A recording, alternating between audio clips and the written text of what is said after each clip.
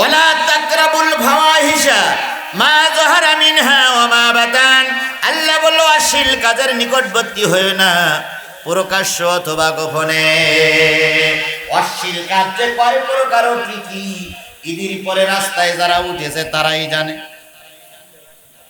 ওরে বাপ রে বাপ, রাস্তায় কিছু ছেলেরা ঢোল পিটেছে আর যে কায়দায় নাচতেছে, তাই এগা নাচ দেখে ফেরাউনও ফের।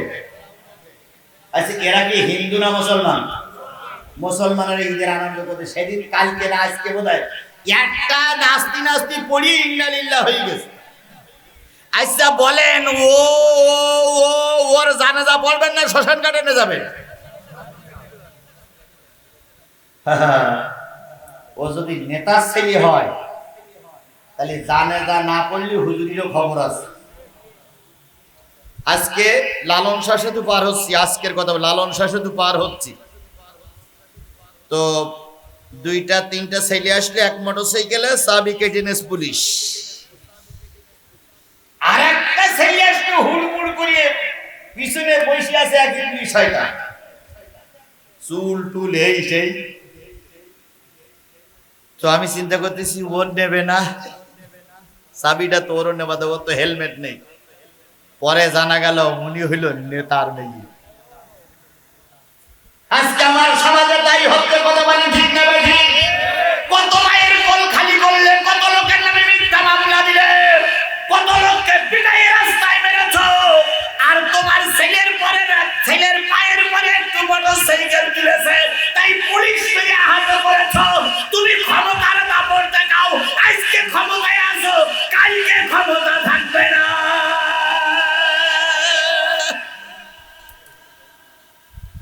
হুজুর ওয়াজ ভালো করে করিয়েন না, তোমার বাড়ি যাইতে দেব না। তোমার জানাজা হুজুর দিয়ে হবে না, ও জানাজা মুসি দিয়ে পড়াই কি? আর যদিও আমরা জানাজা পড়াই উজু ছাড়া, বিনা উজুতি জানাজা দেবো। কথা বলেন ঠিক না ঠিক? হুজুর দেখলি এখন চুলকানি হয়, আবার মরে গেলি ছেলে কয় হুজুর, হুজুর কয় কি কয়, হুজুর একটু জানাজা পড়াই দেন। হুজুর কয় জানাজা পড়বো, আমার নামে মিথ্যা মামলা দিয়েছে 19টা তোর বাপ। এরকম ভদ্রলোক আছে না নাই? জোরে বলেন আছে না নাই? আজকে পুলিশও তাদের কাছে নিরাপদ নয়। ক্ষমতার দাপট দেখাও, আজকে ক্ষমতা আছে কালকে থাকবে না। কথা বলে ঠিক না ঠিক? যারা তোমাকে পাওয়ার দিয়েছে তারা একটু জুতা পিটা করে বাবুর বাড়ি পাঠিয়ে দেবে। আজকে ইসরায়েল খুব ক্ষমতার জোর দেখাচ্ছে না? আজকেও ফিলিস্তিনিদের মেরেছে। এরপরে ফিলিস্তিনিদের একজন শীর্ষ নেতা ওনার ইসমাইল হানিয়া, ওনার 3 ছেলে সহ 7 জন না 8 জন পরিবারের সদস্যকে বম্পিং করে গুলি করে মেরেছে ইসরায়েল। মারার পরে ইসমাইল হানিয়া এবং তার স্ত্রী 2 জন সাক্ষাৎকার দিয়ে বলেছে 3 ছেলে চলে গেছে যাক, তবে ইসলাম থেকে দূরে সরে যাব না। এরকম ঈমান আমাকে তৈরি করতে হবে। কথা বলেন ঠিক না ঠিক? নেতা ক্ষমতায় নাই, কি হয়েছে? পুলিশ এজেন্ট তবে কি হয়েছে? আমি বাংলাদেশের নাগরিক, তোমার চুরি করার অধিকার আছে, আমার প্রতিবাদ করার অধিকার আছে। সব বক্তারা সব হুজুররা যদি হক কথাগুলো বলতো, আজকে আমাদের অবস্থা এত শোচনীয় হতো না। কথা বলেন ঠিক না ঠিক? আজকে আমাদের মতন কিছু দেশের কিছু মৌলবীরা হক কথাগুলো বলছে না। আপনারা শুনে আশ্চর্য হবেন, আমির হামজা কয়েকদিন আগে বাহির হলো, ওর বিরুদ্ধে আবার মামলা দিয়েছে। আর এই মামলার মূলে আমাদের দেশের কিছু মৌলবীরা, এক মৌলবী আর এক মৌলবী সহ্য করতে পারে না। এরকম মৌলবী বগুড়ায় আছে না নাই? আপনাদের সমাজেই আছে। কিছু কিছু লোক জিহাদি সহ্য করতে পারে না, অনেক হুজুর আছে জিহাদি সহ্য করতে পারে না। আল্লাহর কসম, আমার যে কাজগুলো, আমার যে দায়িত্বগুলো, ওই দায়িত্বগুলো তুমি পালন করো বগুড়ায়, আমি তো আর বগুড়ার মাটিতে আসবো না। কিন্তু উনি পালন করেন, আর একজন পালন করতে তার ফ্যান্ডুরি ট্যাঙ্কিতে নিচে না নিচে না নিচে না। এরা সরকারের পাঁচাটা গোলাম। কথা বলেন ঠিক না ঠিক? আমার মনে হয় আজরাইল আসলে এরা মরবে। আজরাইল আসলে বলবে সরকারে বাবারে কিছু করলি বলে গুলি গুলি মারবে। আল্লাহ এ জাতির হেদায়েত দান করুক, সকলে বলুন আমিন। আমার বন্ধুগণ বলতেছিলাম, অন্যায় কাজ সমাজে এত মাথা উঁচু করেছে যে অন্যায় কাজের প্রতিবাদ করতে পারি না, আর সহ্য করতেও পারি না। আল্লাহ রাসূল বলেছেন, মান রাআ মিনকুম মুনকারান, যখন কোন অন্যায় কাজ সমাজে দেখবে, যদি পারো কি দিয়ে বাধা দাও, হাত দ্বারা বাধা দাও, যদি না পারো অন্তর দিয়ে ঘৃণা, যদি না পারো তাহলে মুখ দিয়ে বাধা দাও, যদি না পারো অন্তর দিয়ে ঘৃণা করো। তবে জেনে নিও, অন্তর দিয়ে ঘৃণা করলে আদাফুল ঈমান, ঈমানের সর্বশেষ অংশ হয়ে যাবে। তাহলে আমাদের প্রথম দাবি হচ্ছে কি দিয়ে বাধা দাও, 2 নম্বর কি দিয়ে বাধা দাও, মুখ দিয়ে বাধা দাও। আমি প্রশাসনের লোক না, আমি সরকারি দলের লোক নই। ইহদিনাস সিরাতাল মুস্তাকিমের রাস্তা বলতেছি, কিন্তু কালকে নামাজে বলবেন ইহদিনাস সিরাতাল মুস্তাকিম। আল্লাহর সামনে দাঁড়িয়ে আল্লাহ বলবে সিরাতুল মুস্তাকিমের রাস্তা কি, তুই আন্দাজে কি বলতেছিস? যারা চলে যাচ্ছেন তাদের যদি মুখস্থ হয় চলে যান, আর যদি মুখস্থ না হয় যদি চলে যান, বুঝবা আপনি কোরআনের দুশমন, বুঝবা আপনি সিরাতুল মুস্তাকিমের রাস্তায় থাকতে চান না, তাই আপনি চলে যাচ্ছেন। আপনি ওই শয়তানদের পক্ষে, এই জন্য একটু কথা হচ্ছে আর আপনার পিত্তি জ্বলতেছে। কথা হতেই হবে, কথা বলেন ঠিক না ঠিক? আফজালুল জিহাদ কালিমাতুল হক ইনদা সুলতানুন জায়ের, সবচেয়ে বড় জিহাদ জালেম সরকারের সামনে সত্য কথা বলা। আজকে বহুত হুজুররা এই জিহাদের ধারে কাছে যাচ্ছে না। এই যে 2 মৌলবী আজকে বহস করি, কদ্দুর কি করিস তা আল্লাহই ভালো জানে। বহস করেছে তারাবি 8 টাকা জায়েজ না নাজায়েজ, আর উনি 20 টাকা জায়েজ কি নাজায়েজ তাই করবে। 2 মৌলবীর এদিক জায়েজ নাজায়েজ চলছে, আর শয়তানেরা রাজত্ব করতেছে। কথা বলে ঠিক না ঠিক? চোরের মাংসরা খালো গায়, আর তুমি এখানে বাহাস করতেছো। তোমার বাহাসের 1 পয়সা দাম নাই। ময়দানে এসো, বাতিলদের আগে গদির থেকে নামাও, তারপরে ছোটখাটো সমস্যা দূর হয়ে যাবে। জোহরের নামাজ কয় রাকাত? না, 12 রাকাত। এশারের নামাজ কয় রাকাত? 17 রাকাত। মাগরিবের নামাজ কয় রাকাত? 7 রাকাত। আপনার 7 রাকাত পড়ার দরকার নেই, 3 রাকাত পড়ুন, তবু আপনি নামাজি হন। এশার নামাজ 4 রাকাত ফরজ, 3 রাকাত বেতের পড়েন, তবু আপনি নামাজি হন। এখন আপনার বলা হলো 17 রাকাত পড়তে, ওরে বাপ রে বাপ, 17 রাকাতের কথা শুনে কাপড় খুলে মাইল দৌড়, লাভ হইল কি? আপনি 17 রাকাত না পড়ে 4 রাকাত পড়েন, তবু আপনি নামাজি হন। কিয়ামতের দিন নামাজি জান্নাতে যাবে, বেনামাজিরা কোথায় যাবে? আপনি নামাজি হন, আপনি নামাজি হন, আপনি নামাজি হন। আমলিক করেন করেন, নামাজি হন। বিএনপি করেন, নামাজি হন। জাতীয় পার্টি করেন, নামাজি হন। জামাত ইসলাম করেন, নামাজি হন। তাবলীগ করেন, নামাজি হন। কারণ ইন্নাস সালাতা তানহা আনিল ফাহশাই ওয়াল মুনকার, নিশ্চয়ই নামাজ সকল প্রকার অন্যায় কাজ থেকে তাকে কি করে?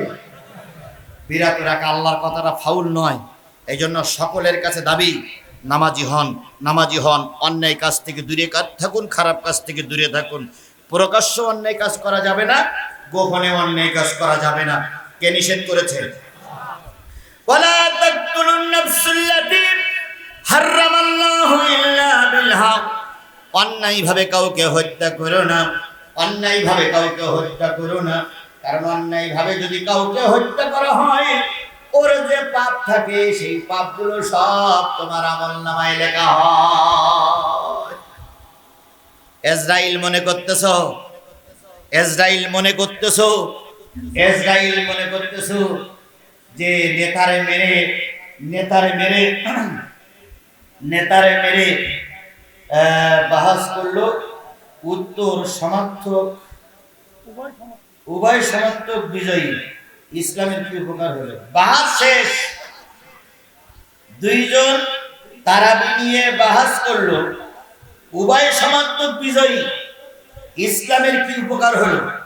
ইসলামের উপকার হলো এই যে তারাবি 20 টাকা তো পড়া যাবে, 8 টাকা তো পড়া যাবে। আল্লাহ ওদের 2 জনকে আগে হেদায়েত দেয়। ওই যে 2 জন বাহাস করেছে, ওই 2 জনকে আগে আল্লাহ কি করুক? হেদায়েত দেয়। আল্লাহ ওদের পরে রহমত করুক। ওদের দ্বারা আমরা কিছু আশা করতেছি। কথা বলেন ঠিক না ঠিক? কথা যেটা বলতেছিলাম সেটা হলো,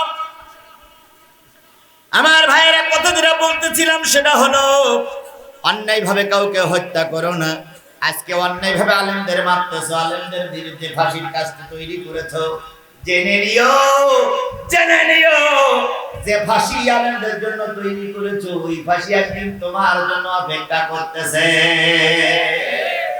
সূরা লাহাব মুখস্থ কার কার হাত তোলেন তো।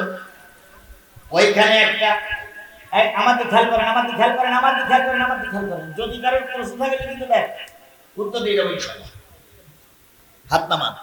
ওখানে শেষে আছে আমরা তুহু হাম্মালাতাল হাতাব। আল্লাহ বলতেছে শুধু আবু লাহাব একলা ধ্বংস হয়নি, তার স্ত্রীও কি হয়েছে? ধ্বংস হয়েছে। ওই স্ত্রী কিন্তু একটা ফাঁসি বানাই। আবু লাহাবের স্ত্রীর নাম কি বলেন তো? উম্মে জামিল। উম্মে জামিল একটা ফাঁসি বানাইলো। ফাঁসি বানিয়ে ওই ফাঁসিটা ঝুলাতে চাইছিল কার গলায়? নবীর গলায়। ফাঁসিটা বানানো, ফাঁসি বানায় খেজুরের ডাল দিয়ে পাতা দিয়ে ফাঁসি বানায় পাহাড়ের চূড়ার উপরে বসে ফাঁসিটা ঝুলাই দিল নিচে। ঝুলাই দিয়ে বলতেছে এই রাস্তা দিয়ে মুহাম্মদ যাবে, ফাঁসি ধরে মারবো, টান চলে যাবে হিন্দুস্তান। ফাঁসি তৈরি করে আনন্দ করে মুহাম্মাদের মারবো। এই চিন্তা ভাবনা করে উম্মে জামিল বসে আছে। কিছুক্ষণ পরে দেখা গেল নবীও আসে না, উম্মে জামিলের আশা পূরণ হয় না। হঠাৎ করে উম্মে জামিল চিন্তা করতেছে ফাঁসিটা আমার গলায় দিয়ে দেখি, এই ফাঁসিটা আমার গলায় ঝোলে কিনা, ফাঁসিটা আমার গলায় ঢোকে কিনা, ফাঁসিটা আমার গলায় ঢোকে কিনা। এইবার ফাঁসিটা গলায় দিয়ে আনমন হয়ে বসে আছে, একটু তন্দ্রা মতন আসলো। আল্লাহ বললেন জিবরিল পাথরটা নাড়া দাও, শয়তান বুড়ি অনেক দূরে গিয়ে গেছে। পাথর ধরে না পাহাড় ধরে নাড়া দিল, বুড়ি হাসকাটারে নিচে পড়ে গেল, বুড়ির গলায় ফাঁসি। আজকে উম্মে জামিলের ছোট বোনেরা যতই ফাঁসি বানাচ্ছ, ফাঁসি দিতে দিতে একদিন ওই ফাঁসি তোমাদের গলায় আল্লাহ পরাবে।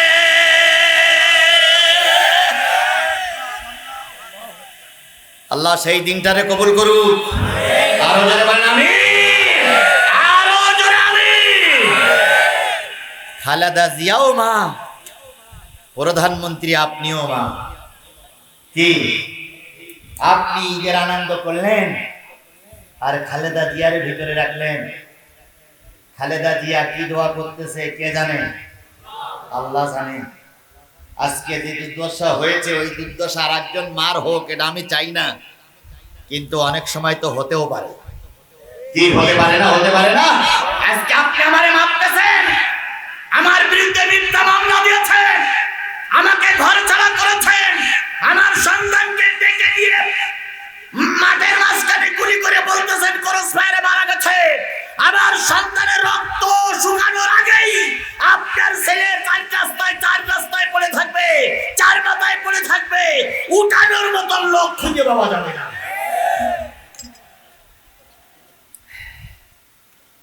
একজন ব্যক্তির বিচার হচ্ছে আদালতে, ভালো করে বুঝেন।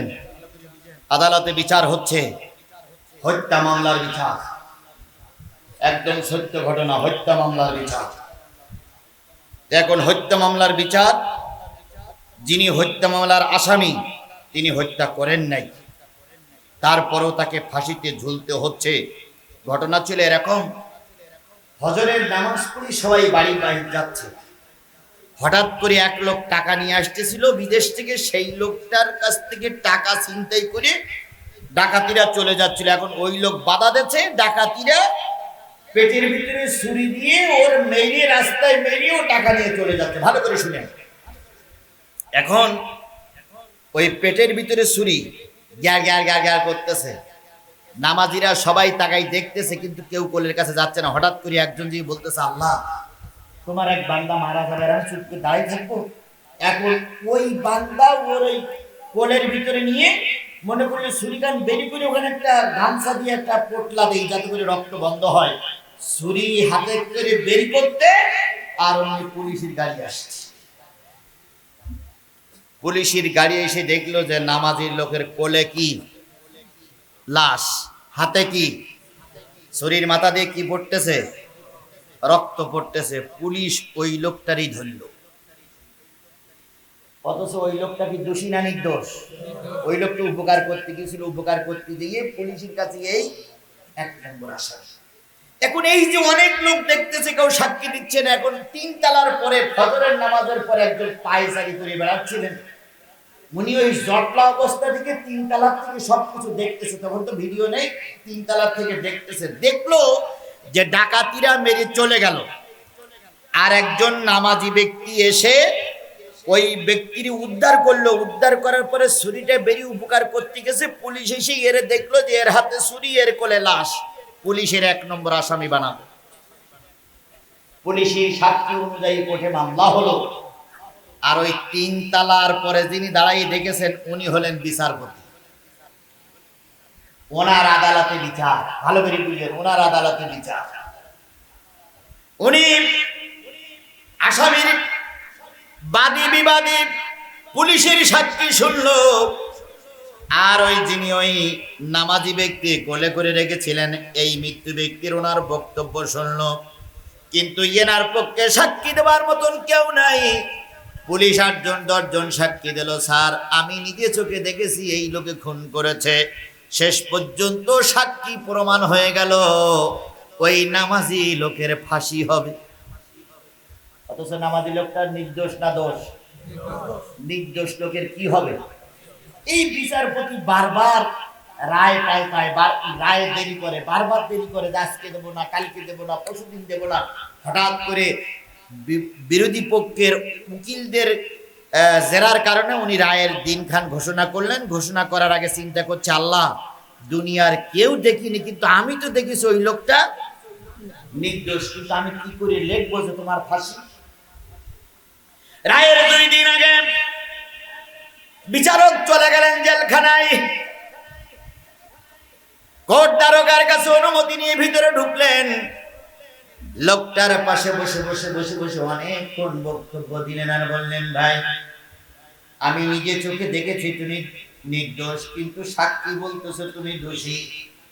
তোমার তো ফাঁসি হওয়ার কথা ছিল না, কারণ আল্লাহ নিজেই বলেছেন, ইয়া আইয়ুহাল্লাযীনা আমানু, আল্লাহ নিজেই বলেছেন হত্যার বিনিময়ে হত্যা করো। তুমি যদি হত্যা না করে থাকো তাহলে তো হত্যা হওয়ার কথা না। সুতরাং আন্নান নাফসা বিন নাফসি ওয়ালাইনা বিল আইনি ওয়াল আনফা বিল আনফি ওয়াল উযুনা বিল উযুনি, কি করে হলো? হত্যার বিনিময়ে হত্যা কি করে হচ্ছে? তুমি তো হত্যা করোনি, তারপরে তোমার ফাঁসির রায় আমাকে দিতেই হবে। আচ্ছা তুমি চিন্তা করে দেখো তো, জীবনে কোনোদিন কাউকে তুমি মেরেছিলে? স্যার আমার তো মনে পড়ে না। আচ্ছা কোনোদিন কোনো জিনিস গোপন করেছিল? কয় স্যার তো মনে পড়ে না। হঠাৎ করে মনে পড়তেছে, হ্যাঁ আমার বয়স যখন 18 থেকে 20, আমি তখন একটু দুর্দর্শ ক্লাসে ছিলাম, একজনের সঙ্গে গন্ডগোল করি, সে লোকটার কোনো দোষ ছিল না। আমি 2-3টে স্কিল চল মারার পরে শুনেছিলাম ওই লোকটা মারা গেছে, কিন্তু মারা যাওয়ার পর আমার আর কোনো বিচারাদি হয়নি। আমি সেখান থেকে গা ঢাকা দিয়েছিলাম, আমি বেঁচে গেছি, আমার নামে মামলাও হয়নি, আমার কেউ বিচারও করিনি, আমি সেখান থেকে ভালো আছি। বিচারপতি তখন বুঝবে, আল্লাহ দুনিয়ার সব মানুষের কথা বিফলে যেতে পারে, কিন্তু তোমার কথা বিফলে যেতে পারে না। তুমি বলেছো হত্যার বিনিময়ে হত্যা, সুতরাং ওই ব্যক্তি হত্যা করেছিল কেউ দেখিনি, কিন্তু তুমি দেখেছো। আজকে এই ব্যক্তি এই ব্যাপারে নিষ্পাপ, কিন্তু আগের একটা হত্যা মামলা আছে, সেই কারণে আজকে তার ফাঁসির রায় হয়ে যাচ্ছে। পরের দিন বিচারপতি রায় দিলেন তোমার ফাঁসি। আজকে তোমরা মারতেছ, আজকে তোমরা আমার সন্তানকে ঘরের থেকে বের করে নিয়ে যাচ্ছ, মিথ্যা মামলা দিয়ে সাধু সাজতেছ, কেউ দেখিনি, কে দেখতেছে? সেই আল্লাহ এখন আছে? এই মুসলমান, সেই আল্লাহ এখন আছে? এই বগুড়ার মুসলমানেরা, সেই আল্লাহ এখন আছে? চিন্তা করো না, তোমরা আমাকে কাঁদাইয়াছো, তোমাদের কান্নার জন্য কি অপেক্ষা করতেছে? আল্লাহ দরবার অপেক্ষা করতেছে, তোমাকে একদিন কাঁদতে হবেই। বেশি দূরে যাব না, তাহলে শেষ করতে পারবো না। আল্লাহ রাব্বুল আলামিন বলতেছে, অন্যায় ভাবে কাউকে হত্যা করো না। যালিকুম ওয়াসাকুম বিহি লাআল্লাকুম তাকিলুন। এই নসিহত এতক্ষণ পর্যন্ত আমি আল্লাহ রাব্বুল আলামিন করলাম যাতে করে তোমরা বোঝো। কে বলতেছেন? বোঝো। এবার আসুন, ওয়ালা তাকরাবুল মাল আল ইয়াতীম, ইতিমের মালের নিকটবর্তী হয়ো না, ইল্লা বিল্লাতি হিয়া আহসান, যতক্ষণ পর্যন্ত উত্তম পন্থা না আসবে ততক্ষণ পর্যন্ত এতিমের 12টা তো বেড়ে গেছে, আর বেশিক্ষণ নয়। বিল্লাতি হিয়া আহসান, উত্তম পন্থা ছাড়া হাত্তা ইয়াবলুগা শাদ্দাহু, যতক্ষণ তারা যৌবনে পদার্পণ না করে ততক্ষণ পর্যন্ত এতিমের মালের নিকটবর্তী হয়ো না, এতিমের মালের কাছে যেও না, কারণ এতিমের মাল হক আদায় করা তোমাদের হক। এবার বলুন তো, আমরা এতিমের মাল খাই না, এতিমের হক আদায় করি? যদি বলেন এতিমের মাল হক আদায় করি না, এতিমের মাল খাই। নবী বলেছেন যদি কোন এতিমের মাথায় হাত বুলাইয়া দেওয়া হয়, ওই এতিমের মাথায় যত চুল আছে তত পরিমাণ নাকি আমলনামা তোমার আমলনামায় লেখা হয়, আর যতগুলো গুনাহ আছে সব গুনাহগুলো আল্লাহ কি করে দেয়? মাফ করে দেয়। অথচ আমরা এতিমের মাথায় হাত বুলাই না, বরং এতিমের মাল খাই। আল্লাহ রাসূল ঈদুল ফিতরের দিন ঈদগার ময়দানে আসলেন, এসে দেখলেন একটা বাচ্চা কাঁদতেছে। কি আপনাদের মুখস্থ আছে না এই অবস্থা? আপনারা জানেন একটা বাচ্চা কাঁদতেছে। নবীজি জিজ্ঞেস করলেন, হায় রে বাচ্চা, আজকে ঈদের দিন সবাই ঈদগার ময়দানে এসেছে, তুমি কাঁদো কেন? ওই বাচ্চাটা কি বলেছিলেন নিশ্চয় আপনারা জানেন। বাচ্চারা বলেছিলেন, কে গো তুমি? কি তোমার নাম, কি তোমার পরিচয়? যুদ্ধে আমার আব্বা মারা গেছে, মার একটা বিয়ে করেছে, যার সঙ্গে বিয়ে হয়েছে সেই মা আমার দৈনিক 2-3 বার করে পিটায়, তাই আমার মা পাঠিয়েছে নবীর সঙ্গে কথাটা বলার জন্য, তোমার সঙ্গেই বলবো না। নবীজি বললেন, তুমি কি কোনোদিন নবীরে দেখেছো? কয় না, দেখিনি। ওই নবী তখন বললেন, ও বালক, আমি সেই নবী। আল্লাহ নবী বুকের ভিতরে জড়াই ধরে 2 গালে দুটো চুমা দিয়ে আয়েশার ঘরে যেয়ে বলতেছে, আল্লাহ পাক জান্নাত থেকে একটা ফুটান্ত গোলাপ ফুলকে তোমার কাছে দিয়েছে, যদি এর খেদমত করে আল্লাহ পাক জান্নাত নসিব করবে। এই জন্য এতিমের হক আদায় করতে হবে, এতিমের মাল খাওয়া যাবে না। কার নির্দেশ? এটা কিন্তু আমাদের জন্য ফরজ। তাওরাতে কি ছিল? একই জিনিস। জব্বুরে কি ছিল? একই জিনিস। ইনজিলেও একই জিনিস। আর সকল ধর্মের কাছে একই জিনিস, এতিমের মাল খাওয়া যাবে। শেষ হয়ে গেছে প্রায়, একটু খেয়াল করি। আউফু কাইলা ওয়াল মিজান, ওজনে এবং মাপে কম দিও না, ওজনে এবং মাপে কম দিও না। আচ্ছা, এর ভিতরে অনেক হুজুর আছে, অনেক দাড়িওয়ালা টুপিওয়ালা আছে, নেবার সময় বেশি নেয়, দেবার সময় কম দেয়, আছে? আচ্ছা, তার একটা হাত তোলেন তো।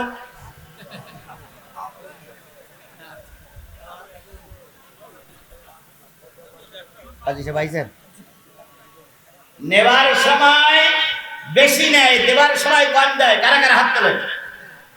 একটাও নেই, সব ফেরেশতা। অথচ এরকম লোক আমার সমাজে আছে না নাই? কি করবেন আপনি সম্পদ তৈরি করে, যেহেতু এই সম্পদগুলো আপনার সঙ্গে যাবে না।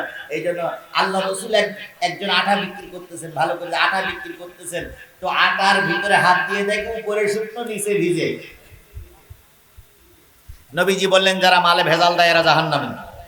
হতে পারে তুমি রাসূলের সাহাবী, কিন্তু মালে ভেজাল দিলে সে কোথায় যাবে? আচ্ছা, ইরাকের যুদ্ধ হয়েছিল কত সালে? ওইরকম 90-91 সালে। আমি তখন ফাজেলে পড়ি, ভালো করে আমার কথাটা মনে করো, ফাজেলে পড়ি। বাইতুল মুকাররমের সামনে এক লোক কম্বল বিক্রি করতেছে, আমার দাড়ি, বুক জোড়া দাড়ি, একদম দেখলি মনে হয় যে জান্নাত থেকে পালাই আইছে, এত বড় দরবেশ, আল্লাহ। তো এখানে এক সাইড কম্বল, এখানে এক সাইড কম্বল। মুসল্লিরা আসরের নীল পাথরটা নাড়া দাও, শয়তান বুড়ি অনেক দূরে গিয়ে গেছে। পাথর ধরে না, পাহাড় ধরে নাড়া দিল, বুড়ি হাসকা টেনে নিচে পড়ে গেল, বুড়ির গলায় ফাঁসি। আজকে উম্মে জামিলের ছোট বোনেরা যতই ফাঁসি বানাচ্ছ, ফাঁসি দিতে দিতে একদিন ওই ফাঁসি তোমাদের গলায় আল্লাহ পরাবে।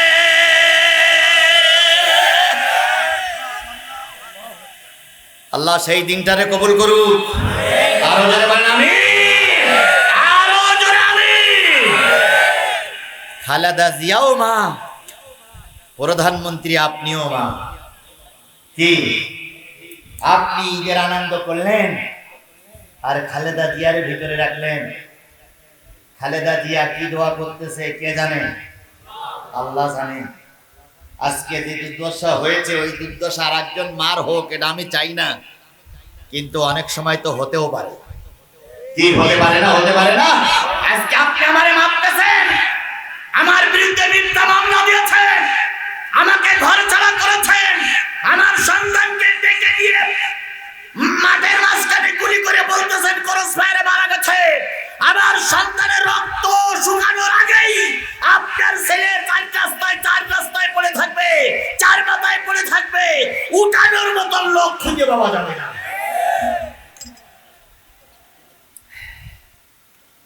একজন ব্যক্তির বিচার হচ্ছে আদালতে, ভালো করে বুঝেন, আদালতে বিচার হচ্ছে হত্যা মামলার বিচার, একদম সত্য ঘটনা, হত্যা মামলার বিচার। এখন হত্যা মামলার বিচার, যিনি হত্যা মামলার আসামি তিনি হত্যা করেন নাই, তারপরও তাকে ফাঁসিতে ঝুলতে হচ্ছে। ঘটনা ছিল এরকম, ফজরের নামাজ পড়ে সবাই বাড়ি বাইরে যাচ্ছে, হঠাৎ করে এক লোক টাকা নিয়ে আসতেছিল বিদেশ থেকে, সেই লোকটার কাছ থেকে টাকা ছিনতাই করে ডাকাতিরা চলে যাচ্ছিল। এখন ওই লোক বাধা দিচ্ছে, ডাকাতিরা পেটের ভিতরে ছুরি দিয়ে ওর মেরে, রাস্তায় মেরেও টাকা নিয়ে চলে যাচ্ছে। ভালো করে শুনেন, এখন ওই পেটের ভিতরে ছুরি গ্যার গ্যার গ্যার গ্যার করতেছে, নামাজিরা সবাই তাকাই দেখতেছে, কিন্তু কেউ কোলের কাছে যাচ্ছে না। হঠাৎ করে একজন যে বলতেছে, আল্লাহ তোমার এক বান্দা মারা যাবে, আমি চুপ করে দাঁড়িয়ে থাকবো। এখন ওই বান্দা ওর ওই কোলের ভিতরে নিয়ে মনে করলে ছুরিকান বেরি করে ওখানে একটা গামছা দিয়ে একটা পোটলা দেই যাতে করে রক্ত বন্ধ হয়। ছুরি হাতে করে বের করতে আর অন্য পুলিশের গাড়ি আসছে। পুলিশের গাড়ি এসে দেখলো যে নামাজির লোকের কোলে কি লাশ, হাতে কি ছুরির মাথা দিয়ে কি পড়তেছে, রক্ত পড়তেছে। পুলিশ ওই লোকটারই ধরল, অথচ ওই লোকটা কি দোষী না নির্দোষ? ওই লোকটা উপকার করতে গিয়েছিল, উপকার করতে গিয়ে পুলিশের কাছে এই এক নম্বর আসামি।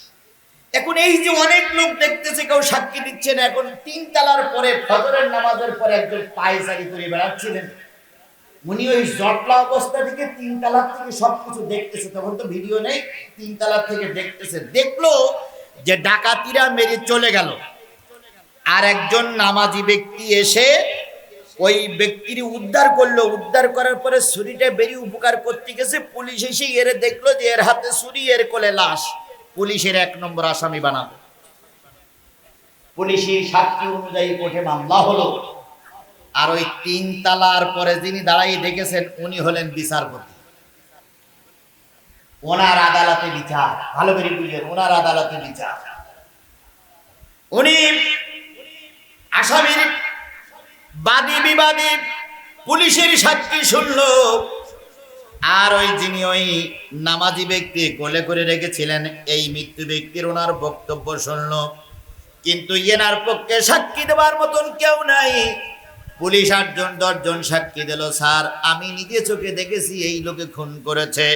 শেষ পর্যন্ত সাক্ষী প্রমাণ হয়ে গেল ওই নামাজি লোকের ফাঁসি হবে। অথচ নামাজি লোকটার নির্দোষ না দোষ? নির্দোষ লোকের কি হবে? এই বিচারপতি বারবার রায় পাল্টায়, রায় দেরি করে, বারবার দেরি করে, আজকে দেবো না, কালকে দেবো না, পরশুদিন দেবো না। হঠাৎ করে বিরোধী পক্ষের উকিলদের জেরার কারণে উনি রায়ের দিনখান ঘোষণা করলেন। ঘোষণা করার আগে চিন্তা করছে, আল্লাহ দুনিয়ার কেউ দেখিনি, কিন্তু আমি তো দেখেছি ওই লোকটা নির্দোষ, কিন্তু আমি কি করে লিখবো যে তোমার ফাঁসি? রায়ের 2 দিন আগে বিচারক চলে গেলেন জেলখানায়। কোর্ট দারোগার কাছে অনুমতি নিয়ে ভিতরে ঢুকলেন। লোকটার পাশে বসে বসে বসে বসে অনেকক্ষণ বক্তব্য দিলেন আর বললেন, ভাই আমি নিজে চোখে দেখেছি তুমি নির্দোষ, কিন্তু সাক্ষী বলতেছো তুমি দোষী। তোমার তো ফাঁসি হওয়ার কথা ছিল না, কারণ আল্লাহ নিজেই বলেছেন, ইয়া আইয়ুহাল্লাযীনা আমানু, আল্লাহ নিজেই বলেছেন হত্যার বিনিময়ে হত্যা করো। তুমি যদি হত্যা না করে থাকো তাহলে তো হত্যা হওয়ার কথা না। সুতরাং আন্নান নাফসা বিন নাফসি ওয়ালাইনা বিল আইনি ওয়ালানফা বিল আনফি ওয়াল উযুনা বিল উযুনি, কি করে হলো? হত্যার বিনিময়ে হত্যা কি করে হচ্ছে? তুমি তো হত্যা করোনি, তারপরে তোমার ফাঁসিটাই আমাকে দিতেই হবে। আচ্ছা তুমি চিন্তা করে দেখো তো, জীবনে কোনোদিন কাউকে তুমি মেরেছিলে? স্যার আমার তো মনে পড়ে না।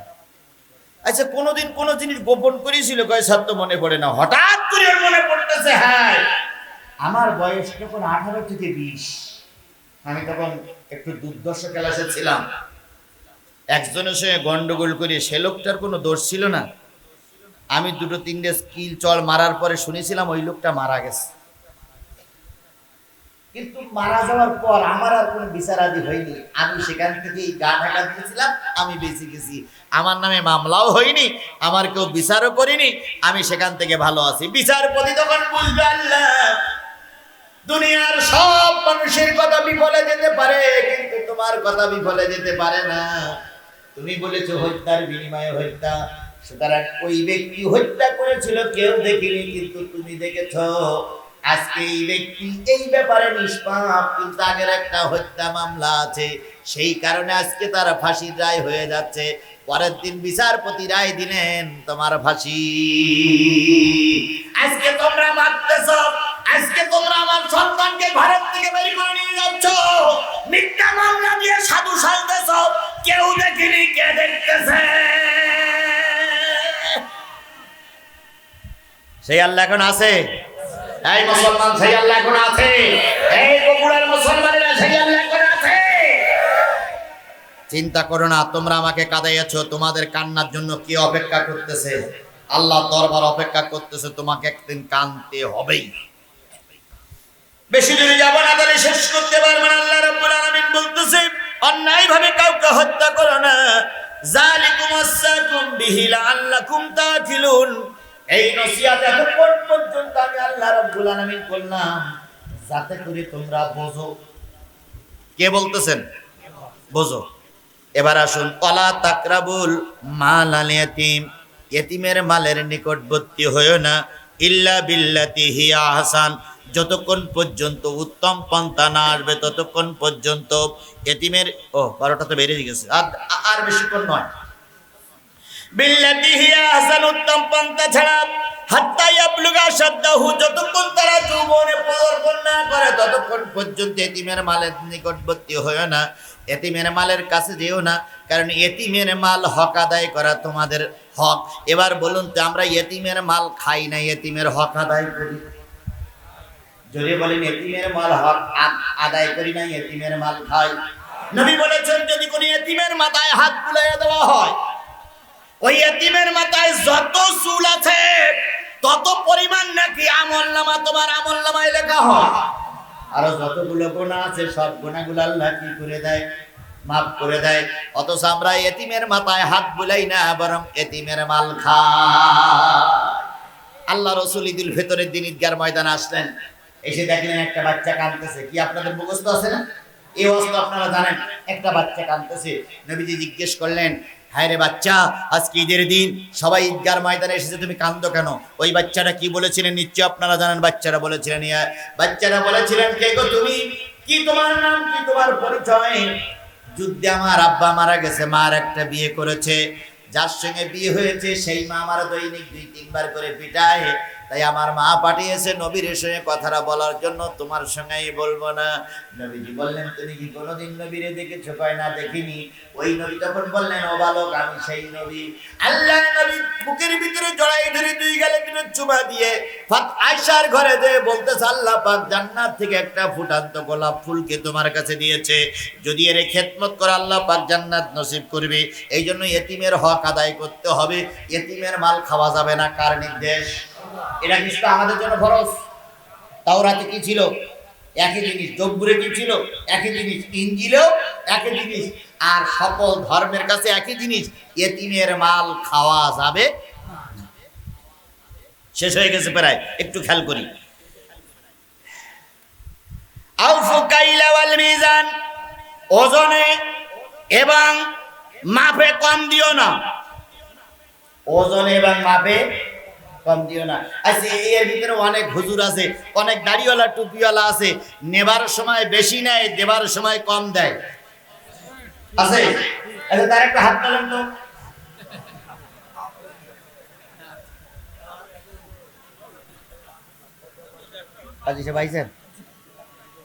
নেবার সময় বেশি নেয়, দেবার সময় কম দেয়, কারা কারা হাত তোলেন? একটাও নেই, সব ফেরেশতা। অথচ এরকম লোক আমার সমাজে আছে না নাই? কি করবেন আপনি সম্পদ তৈরি করে, যেহেতু এই সম্পদগুলো আপনার সঙ্গে যাবে না। এই জন্য আল্লাহ রসুল একজন আটা বিক্রি করতেছেন, ভালো করে আটা বিক্রি করতেছেন, তো আটার ভিতরে হাত দিয়ে দেখে উপরে শুকনো নিচে ভিজে। নবীজি বললেন যারা মালে ভেজাল দেয় এরা জাহান্নামী। হতে পারে তুমি রসুলের সাহাবী, কিন্তু মালে ভেজাল দিলে সে কোথায় যাবে? আচ্ছা, ইরাকের যুদ্ধ হয়েছিল কত সালে? ওইরকম 90-91 সালে। আমি তখন ফাজেলে পড়ি, ভালো করে আমার ব্যাপারটা মনে করো, ফাজেলে পড়ি। বাইতুল মুকাররমের সামনে এক লোক কম্বল বিক্রি করতেছে। আমার দাড়ি আর দাড়ি, বুক জোড়া দাড়ি, একদম দেখলি মনে হয় যে জান্নাত থেকে পালাই আইছে, এত বড় দরবেশ আল্লাহ। তো এখানে এক সাইড কম্বল, এখানে এক সাইড কম্বল। মুসল্লিরা আসরের নামাজ পড়ে বেরিয়েছি, আমরাও ওই সিলেটে গেছিলাম, ওখান থেকে আমি যখন যশোর আলিয়া ছাত্র বেরিয়ে আসছি, বেরিয়ে এসে কম্বল বিক্রি করা দেখতেছি। এখন এক লোক এসে নামাজে এসে বলতেছে আচ্ছা কম্বল কত? তো বলতেছে তখন 80 টাকা দাম। চাচা 60 টাকা হবে না? হয় না। তো ওই লোক চলে যাচ্ছে, চলে যাই খানিকক্ষণ পরে এসে বলছে চাচা 60 টাকা হবে না? চাচা বলতে 60 টাকা যদি বিক্রি করি আমার 1 টাকাও লাভ হবে না। তো তুমি যখন নামাজের পরে পয়লা খরিদের নাও কেন? চলে গেছে। আর একজন এসে ওই একই কম্বলের লাইনতে ধরে বলতে চাচা কম্বল কত? কই 90 টাকা। ওর কাছে বলিস কত? আর এর কাছে বলতিস কত? 90। তো বলতে চাচা 70 টাকা হবে না? আরে বাবাটা 70 টাকার কম্বলেই বললি এমনি হইল। তো চলে যাচ্ছে, দরকার নেই, কার একটু বেশি দিস পারবে না? কয় না 70 টাকা দেনতে দেন। তখন এই চাচা বলতেছে, এই দাড়িওয়ালা নামাজ পড়ি বেরিয়ে বলো জান্নাত থেকে পালাই আইছে মনে হয়। এই লোক বলতেছে তোমার কাছে যদি 70 টাকায় বিক্রি করি তো 8 আনাও লাভ হবে। একই কম্বল 60 টাকা বিক্রি করে কয় টাকা লাভ হইল না? 1 টাকা লাভ হইল না। একই কম্বল 70 টাকা বিক্রি করে কত লাভ হবে না? 8 আনাও লাভ হবে না। ওগুলো চলে যাওয়ার পরে আমরা কয়েকজন যে বলতে চাচা কম্বলের ভিতরে কোনো ভেজাল আছে নাকি? না, কম্বল কি একই? তো বলতেছে হ্যাঁ। তাই বলি 1 টাকা লাভ হবে না, 50 পয়সা লাভ হবে না, এই যে বললেন, তা আপনার ইমান আমল আছে?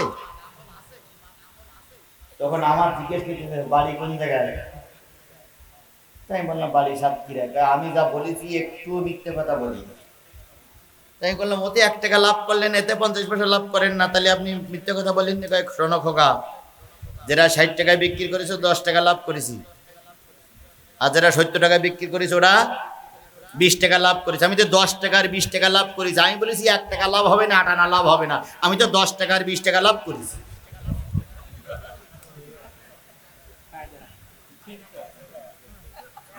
আমি তখন আকাশের দিকে তাকাই বলতে আল্লাহ শয়তানের গালাগাল দেই কেন আমরা? আজ তো শয়তান তো এখানে বসে আছে। এরকম শয়তান আমাদের ভিতরে আছে না নাই? এই জন্য আল্লাহ রাব্বুল আলামিন বলেন যেই ধর্মের লোক হও, যেই জাতি গোষ্ঠীর লোক হও, বিচার সময় কম দিও না, নেবার সময় বেশি নিও না, ইনসাফ পূর্ণ বিচার করো। এবার তোমরা মনে করতেছো কম দিলে আর বেশি নিলে লাভ হয়ে যাবে। না না না, ওয়াহু কাইলাল মিজান বিল কিসতি লা নুকাল্লিফু নাফসান ইল্লা উসওয়াহা। জেনে নিও সাধ্যের অতিরিক্ত কিছু আল্লাহ তোমাদের উপরে চাপাইয়া দেবে না। এই জন্য ঠিক মতন কথা, ঠিক মতন কাজ করো। শেষ নসিহত হয়ে গেছে, ওয়াইস কুলতুম ফাদিলু ওয়ালাউ কানা যাল কুরবা। আল্লাহ বলতেছে আজকে বগুড়ার মৌলবীদের বলি, দেশের মৌলবীদের বলি, বড় বড় পীর মাশায়েখদের বলি, তোমরা আমার বিরুদ্ধে সমালোচনা করো, তোমরা আমার বিরুদ্ধে কথা বলো, জিহাদি এত গরম কথা বলে কেন? দয়া করে এই কোরআনটার আয়াতটা পড়ি দেখো। আল্লাহ বলতেছে ওয়াইস কুলতুম ফাদিলু, যখন কথা বলবা সত্য কথাটাই বলো। কার নির্দেশ? যে মৌলবীরা জিহাদের বিরোধিতা করে, আমির হামজার বিরোধিতা করে, যে মৌলবীরা আল্লামা সাঈদীর বিরোধিতা করে, যে মৌলবীরা হকের বিরোধিতা করে, মৌলবীর বংশে এই কোরআনের আয়াত পড়ুনি। আল্লাহ বলতেছে যখন কথা বলবো তখন হক কথা বলো, ইনসাফ নিষ্ঠাবানের সঙ্গে সঠিক কথা বলো। কি হলো? কথা বলো, সঠিক কথা। এই কথাটা বলার পরে ওয়ালাও কানা যা কুরবা, যদি এই হক কথা বলাটা তোমার দলের বিরুদ্ধে যায়, হক কথাটা বলা তোমার নেতার বিরুদ্ধে যায়, যদি তোমার নিকট আত্মীয় সন্তানের বিরুদ্ধেও যায়, তবুও যদি যতক্ষণ বেঁচে আছো ততক্ষণ হক কথা বলো। নির্দেশটা কার? জোরে বলেন নির্দেশটা কার? আরো জোরে বলেন নির্দেশটা কার? যদি কোনো মৌলবী, যদি কোনো বক্তা হক কথা না বলে, ওর বক্তৃতা করার দরকার নেই, ওর হক কথা বলার দরকার নেই। কিছু কিছু লোক কয় অবস্থা খারাপ, তোমার সেই তো অবস্থা রসুলের খারাপ ছিল। কথা বলেন ঠিক না ঠিক? এরপরে রসুল কি সত্যি কথা বলেন নাই? সত্যি কথা বলেন নাই? কথা বলেন, সত্যি কথা বলেন নাই? সুতরাং আল্লাহ বলতেছে, যে ধর্মের লোক হও, যে গোষ্ঠীর মৌলবী হও, তাবলিগ হও, সরমনাই হও, হেফাজত হও, আমলিগ হও, বিএনপি হও, জাতীয় পার্টি হও, তুমি যদি আল্লাহর কোরআন পড়ি থাকো তাহলে হক কথাই বলতে হবে। আমরা হক কথা বলতে কারা কারা রাজি আছে? একটা হাত উঁচু করে দেখান তো, হক কথা বলতে কারা কারা রাজি আছি? মাশাআল্লাহ, মাশাআল্লাহ, আল্লাহ কবুল করুন। একই কালেমা পড়ে বিমানে চড়তেছে আর একই কালেমা পড়ে জেল খেটে মরতেছে। আল্লাহ আমাদের হক কথা বলার তৌফিক দান করুক। আমার ভাইরা, বিয়াহাদিল্লাহ আফু, আল্লাহর হক, আল্লাহর হুদুদ সমাজে বাস্তবায়ন করো। জালিকুম আসসাকুম বিহি লাআল্লাকুম তাযাক্কারুন। এই ওসিয়াত, এই নসিহাত আল্লাহ করেছেন যাতে করে তোমরা স্মরণ করো। এবার আসুন, ওয়ান্না হাযা সিরাতি মুস্তাকিমা। আল্লাহ বললেন এতক্ষণ যে ওয়াজ করলাম এটাই হলো সিরাতুল মুস্তাকিমের রাস্তা। তাহলে আমরা সূরা ফাতিহায় কি বললাম? ইহদিনাস সিরাতাল, হে আল্লাহ আমাদের সরল সঠিক পথে চালাও। আল্লাহ বলতেছে যে ওয়াজগুলো আমি এতক্ষণ ধরে করলাম, ওয়ান্না হাযা সিরাতি মুস্তাকিম, আহেদ মুতাকাল্লিমের শিখা, এটাই হলো আমার সিরাতুল মুস্তাকিমের পথ। উপরে যে 10টা নসিহত করলাম, এই 10টা হলো সিরাতুল মুস্তাকিমের রাস্তা।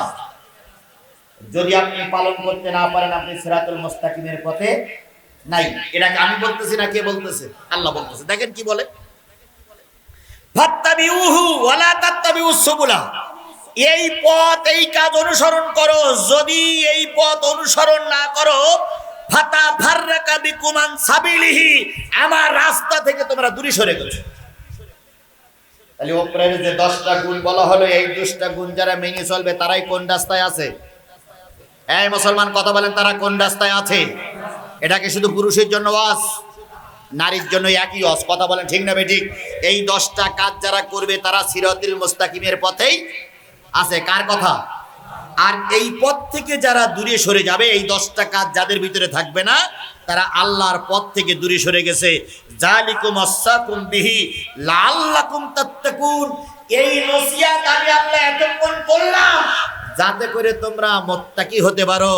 লাআল্লাকুম তাত্তাকুন, ইয়া আইয়ুহাল্লাযীনা আমানু কুতিবা আলাইকুমুস সিয়াম কামা কুতিবা আলাল্লাযীনা মিন ক্বাবলিকুম লাআল্লাকুম তাত্তাকুন। এখানেও বলতেছে লাআল্লাকুম তাত্তাকুন, তোমরা তখনই তাকওয়া অর্জন করবে যখন এই 10টা কাজ মেনে চলবে। এই যে কোরআনে বলার আয়াতগুলো, কোরআনে যে বললেন 10টা কথা, আমরা কি 10টা কাজ মেনে চলতে রাজি আছি? বলুন তো কোন সূরা? সূরাতুল আনআম। কত নম্বর আয়াত? 151, 152, 152, 153, 151, 152, 52, 53, 51, 52, 151, 52, 3টা আয়াত যদি আপনাদের মনে হয় যে আমরা একটু পড়ে আমল করবো, আল্লাহর রহমতে পড়বেন বাড়িতে। আমরা এই 10টা আমল বক্তা, শ্রোতা আর এই আমার মিডিয়ার মাধ্যমে যত লোক শুনবে, সবাইকে আল্লাহ আমল করার তৌফিক দান করুন।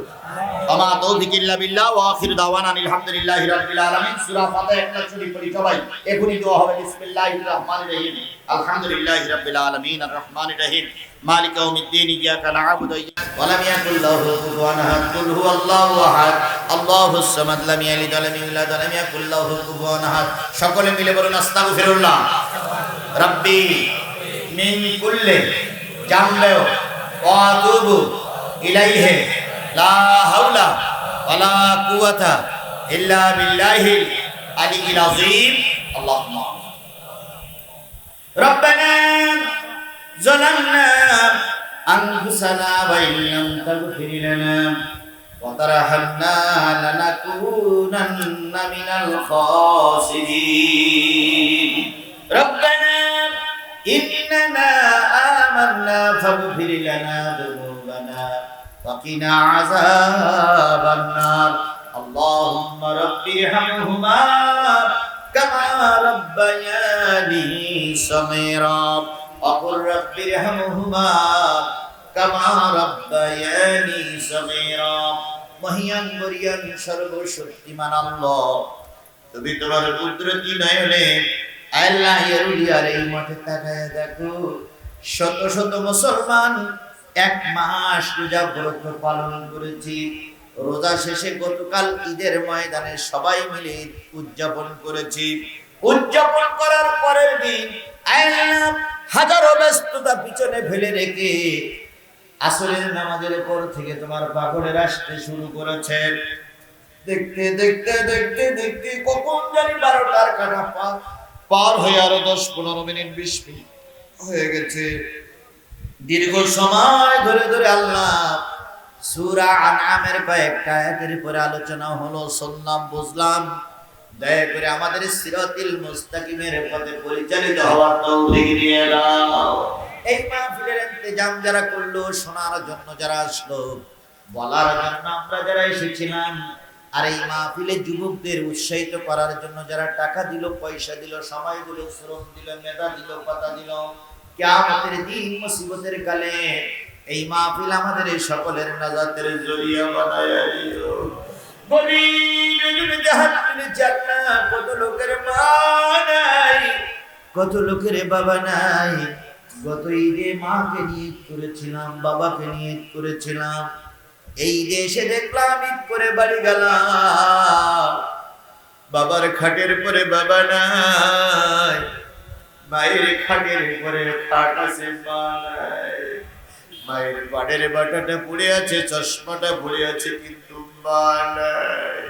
ও আমার রব, ও আমার আল্লাহ, পৃথিবীতে সবচেয়ে আপনজন হলো মা, পৃথিবীতে সবচেয়ে আপনজন হলো বাবা।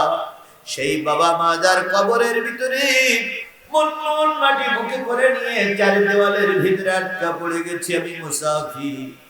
শত শত আলেম ওলামাদেরকে নিয়ে, হাফেজ কোরআনদেরকে নিয়ে, আমার এই মঞ্চে অনেক অনেক বড় বড় আলেম ওলামাদেরকে নিয়ে হাত তুলেছি রে বাবু। বাবাবের কবরগুলো তুমি জান্নাত দিয়ে ভরপুর করে দাও। আমি যখন ছোট ছিলাম, রাতে জ্বর এসেছে, সারা রাত মা মাথার কাছে বসে, বাবা মাথার কাছে বসে চৌকিদারের ভূমিকা পালন করেছে। একটু জ্বর যখন বেশি এসেছে, মা তখন ভিজা কাপড় দিয়ে মাথাটা মুছিয়ে দিয়েছে। আমার যখন চোখটা লাল হয়ে গেছে, মা তখন বুকের ভিতরে জড়ায় ধরে বলতেছে, খোকার বাবা, তাড়াতাড়ি ডাক্তার নিয়ে এসে নয়তো আমার খোকা কিন্তু কষ্ট পাচ্ছে। ও আমার রব, আমার আল্লাহ, সারা রাত জেগে জেগে যে মা যে বাবা চৌকিদারের ভূমিকা পালন করেছিল, আল্লাহ গানের শব্দ খাবারগুলো নরম করে করে আমারে খাওয়াইছিল। সন্তান বাড়ি আসবে, ঈদের দিন বাড়ি আসবে, আসতে দেরি হচ্ছে, সকলের চোখে ঘুম এসে গেছে। জনম দুঃখিনী মার চোখে ঘুম আসতে না। ওই মা যার দুনিয়া থেকে বিদায় হয়ে গেছে, আল্লাহ তারা ছাড়া মার ব্যথা কেউ বুঝবে না রে বাবু। দয়া করে মা হারা সন্তান আমরা হাত তুলেছি, আমাদের মা জন্মেরই মাফ করে দাও। আমরা যারা বাবা হয়েছি, ঈদের দিন সন্তান বলল, আব্বু আমার একটা জামা কিনে দাও। যতক্ষণ সন্তানের জামা কিনে না দিতে পেরেছি, ততক্ষণ মনে শান্তি লাগে না। আল্লাহ যারা বাপ হয়েছে, আল্লাহ বাপ যাদের বিদায় হয়ে গেছে, প্রত্যেক বাপকে তুমি ক্ষমা করে দাও। আল্লাহ দাদা দাদি, নানা নানি, আত্মীয় স্বজন, মাতৃকুলে পিতৃকুলে শ্বশুর কুলের মানুষগুলোর আল্লাহ তুমি মাফ করে দাও। বিশেষ করে আল্লাহ মঞ্চে বসে আছেন অনেকে, আল্লাহ অনেকের আপনজন চলে গেছে, কাজী সাহেবের স্ত্রী বিদায় হয়ে গেছে, তারই সন্তান আজকে মাহফিলের তৃতীয় বক্তা। ও বাবু, আমিরুর রাশিদিনকে তুমি জগৎ বিখ্যাত বক্তা বানায়া দাও। আল্লাহ, সে তো আমার সাথেই থাকে। আল্লাহ, জিহাদি হকের পথে থাকে, সব হকের পথে থাকে, তুমি কবুল করে নাও। বাবু সাবিল্লাহ ভাই হকের পক্ষের একজন কান্ডারি, হকের পক্ষে দাওয়াত করা যতগুলো আলেম আছে, তিনি একজন নির্ভীক আলেম। আল্লাহ, তারপরে তুমি করুণা করো, দয়া করো, তার ইলম বাড়ায়া দাও, তার কণ্ঠস্বরটা ভালো করে দাও। আল্লাহ, তার দ্বারা সমাজের উপকার হয় এমন কিছু কথা বলার তৌফিক দিয়ে দাও। মুরব্বী আমার পাশে বসা, কত রকমারি খাবার যে তিনি খাওয়ালেন, সব বলে শেষ করা যাবে না। আল্লাহ, তারই সন্তান আলামিন যতগুলো মাহফিলে যাই, সবার আগে আলামিনকে পেয়ে যাই। আলামিনের কিছু না কিছু হাদিয়া প্রতি মাহফিল আমার জন্য থাকে। আজকে আলামিনের দুইটা সন্তানকে নিয়ে দোয়া করে গেলাম, দুইটা সন্তানকে তুমি কোরআনের হাফেজ বানায়া দাও। আল্লাহ, দুইটা সন্তানকে তুমি কোরআনের হাফেজ বানায়া দাও। কোরআনের হাফেজ বাপ হতে পারে, আলামিনকে সেই তৌফিক দান করে দাও। মুরব্বী এখন বিদায়ের পর্ব পড়ে গেছে। আল্লাহ, তুমি দয়া করে ঈমান সহকারে বিদায় নিতে পারে তৌফিক দিয়ে দাও। আল্লাহ, হজ করেছে তার হাজি হিসেবে কবুল করে নাও। পাশে আছে মাদ্রাসার শিক্ষক, মাদ্রাসা কমিটির সভাপতি সহ অনেক আপনজনেরা আছে, সবাইকে আল্লাহ তুমি কবুল করে নাও। ও বাবু, আমি জিহাদি বগুড়ার মানুষের কাছে কতটুকু প্রিয় আমি জানি না, তবে আমি যতটুকু জানি, একটা বাপ তার সন্তানকে যেমন ভালোবাসে, একজন মুসলমান তার আপন ভাইকে যেমন ভালোবাসে, বগুড়ার মানুষেরা ঠিক তদ্রূপ আমাকেও ভালোবাসে। বাবু, এই ভালোবাসার প্রতিদানে হকালে চাই না, পরকালে তুমি আমাদের ভালোবাসার মূল্য দিয়ে আমাদের সবাইকে জান্নাতের মেহমান হিসেবে কবুল করে নিও। আল্লাহ তাআলা, যত মামুন আজকের মাহফিল শুনতেছেন, সব মামুনকে এই 10টা জিনিস আমল করার তৌফিক দিয়ে দাও। আমাদের সবাইকে হেদায়েত নসিব করে দাও। বাংলার জমিনটারে একটা বারের জন্য তুমি কোরআনের জমিন বানায়া দাও। কোরআন দিয়ে দেশ চলছে দেখার তৌফিক দিয়ে দাও। এই যে মিডিয়ার ভাইরে এসেছে, আমরা এদের আপ্যায়ন করতে পারি না, দুটো খাওয়াও দিতে পারি না। আল্লাহ, কষ্ট করে প্রান্ত থেকে প্রান্ত ছুটে চলে। আগামীকাল এই ওয়াজগুলো আবার মিডিয়ায় প্রচার করবে, এতে দেশ থেকে দেশান্তরের বহু মানুষ উপকার হবে। মিডিয়ার সকল ভাইদেরকে আল্লাহ তুমি কবুল করে নাও, তাদের প্রসার বৃদ্ধি করে দাও, তাদের সম্মান ইজ্জত বাড়াইয়া দাও। আল্লাহ, এই যে এখানে যে প্রতিষ্ঠানটা তৈরি হয়েছে, আল্লাহ আল্লাহ, শিকারপুর সমাজ উন্নয়ন সংঘকে আল্লাহ তুমি কবুল করে দাও। শিকারপুর সমাজ উন্নয়ন সংঘকে আল্লাহ তুমি কবুল করে দাও। এই সংঘের মান সম্মান বৃদ্ধি করে দাও। আলেম মাদ্রাসা কিয়ামত পর্যন্ত এখানে টিকে থাকার তৌফিক দিয়ে দাও। হাজারো আলেম বাহির হয়ে গেছে, আরো আলেমের থেকে বাইরে যেতে পারে তৌফিক দিয়ে দাও। তোমার দোস্তের খাতিরে আল্লাহ আমাদের সকলের দোয়া মেহেরবানি করে কবুল করে দাও। কোন বান্দা কোন আশা নিয়ে হাত তুলেছে আমি জানি না, সকলের মনের অন্তরের অন্তঃস্থলের দোয়াগুলো কবুল করে নাও। আজকের ভাই নাসির ভাই, মাইকলা ভাই নাসির ভাই, সবুজ ভাই সহ এখানে আমাদের আনোয়ার ভাই এসেছে, সকলকে আল্লাহ তুমি কবুল করে নাও। অনেক কথা বলতে পারি না, অন্তরের খবর রাখো, তুমি সকলের অন্তরের অন্তঃস্থলের দোয়াগুলো কবুল করে নাও। সুবহান রাব্বিকা রাব্বিল ইজ্জাতি আম্মা ইয়াসিফুন ওয়া সালামুন আলাল মুরসালিন ওয়ালহামদুলিল্লাহি রাব্বিল আলামিন। ওয়াজআল আখিরা কালামিনা ইনদাল মাউতি লা ইলাহা ইল্লাল্লাহ মুহাম্মাদুর রাসূলুল্লাহ। আসসালামু আলাইকুম ওয়া রাহমাতুল্লাহি ওয়া বারাকাতুহু।